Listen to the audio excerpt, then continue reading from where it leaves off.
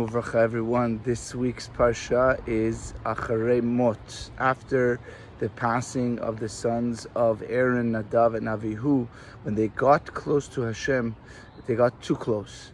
And this is like kind of the dichotomy of life. That life demands many things that seem dual, that have things that are conflicting.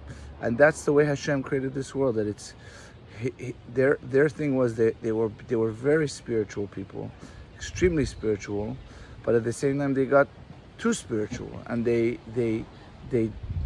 burned the incense at the wrong time, the wrong place, and they weren't ready to do it yet, and that's what ultimately led to their untimely passing. And this is the concept in Kabbalah and the mystical aspects of Torah. It speaks about a lot of Ratzov Veshov.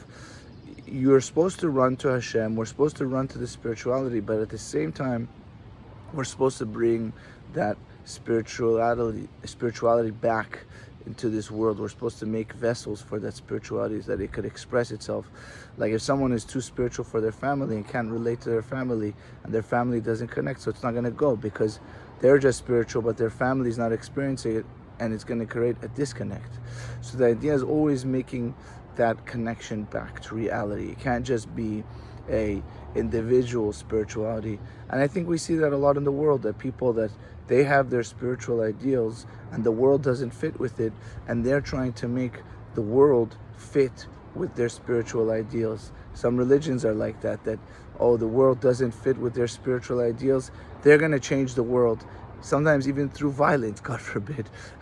That's not the way Hashem wants it to run. We're supposed to kind of, bring our spirituality to the world in a way that the world could accept it, that the world could perceive it and see the benefit in that spirituality.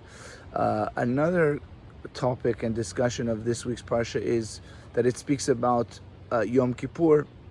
And one of the beautiful things it says about Yom Kippur says, Achat Bashana, that the Kohen Gadol, the high priest, is doing this once in a year.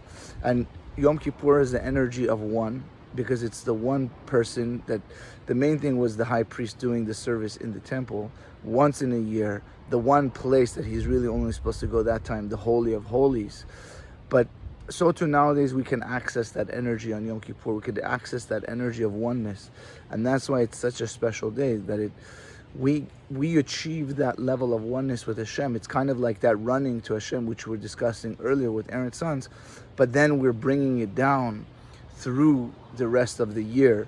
We're accessing that energy on Kippur, and then the rest of the year we're bringing it down. And that's why Sukkot is right after Yom Kippur, because the schach, the covering of the sukkah, the leaves, is kind of like that cloud that the Kohen burned, and we're bringing that cloud of spirituality back into our life. That's our job, to bring it back into our life. Be'ezrat Hashem, may we be blessed.